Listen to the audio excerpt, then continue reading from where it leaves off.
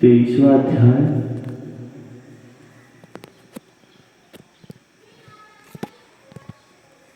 राजा पृथु की तपस्या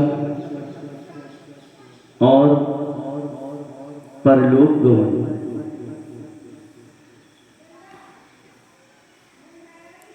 श्री मैत्रेय जी कहते हैं,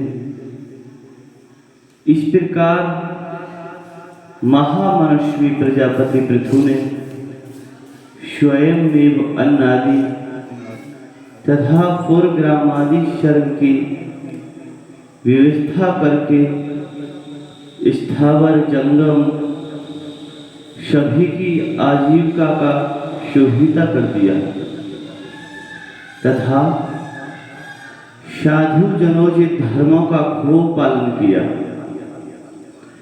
मेरी अवस्था कुछ ढल गई है और जिसके लिए मैंने इस लोक में जन्म लिया था उस प्रजारक्षण रूप ईश्वर आज्ञा का पालन भी हो चुका है। अतः अब मुझे अंतिम पुरुषार्थ मोक्ष के लिए प्रयत्न करना चाहिए। यह सोचकर उन्होंने अपने विरह में रोती हुई अपनी पुत्री रूपा पृथ्वी का भार पुत्रों को सौंप दिया और सारी प्रजा को विलक्ति छोड़कर वे अपनी पत्नी सहित अकेले ही तपोवन को चले गए। वहां भी वे वानप्रस्थ आश्रम के नियमानुसार उसी प्रकार कठोर तपस्या में लग गए जैसे पहले गृहस्थाश्रम में अखंड व्रत पूर्वक पृथ्वी को विजय करने में लगे थे।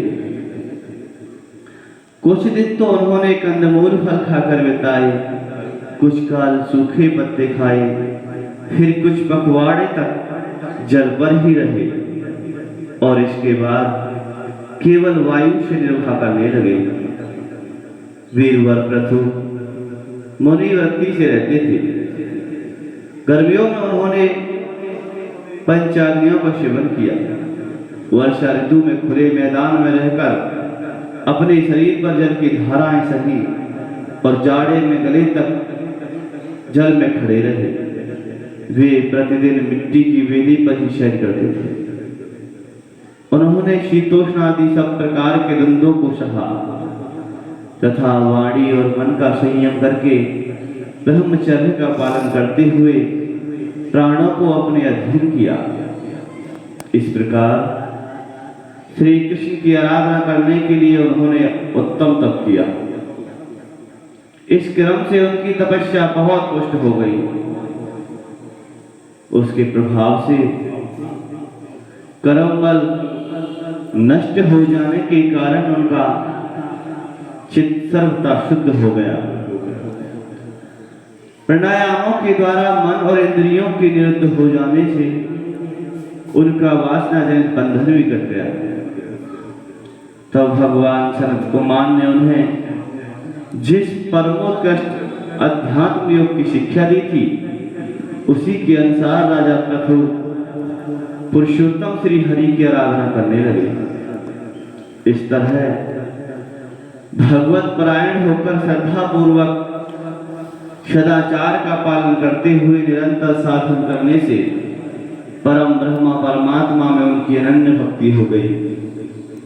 इस प्रकार भगवत वासना से अंतकरण शुद्ध सात्विक हो जाने पर निरंतर भगवत चिंतन के प्रभाव से प्राप्त हुई इस अनन्य भक्ति से उन्हें वैराग्य सहित ज्ञान की प्राप्ति हुई और फिर उस जीव तीव्र ज्ञान के द्वारा उन्होंने जीव के उपाधिभूत अहंकार को नष्ट कर दिया जो सब प्रकार की संशय विपर्यक्त का आश्रय है। इसके पश्चात देहात्म बुद्धि की निवृत्ति और परमात्मा स्वरूप श्री कृष्ण की अनुभूति होने पर अन्य सब प्रकार की सिद्धि आदि से भी उदासीन हो जाने के कारण उन्होंने उस तत्व ज्ञान के लिए प्रयत्न करना छोड़ दिया।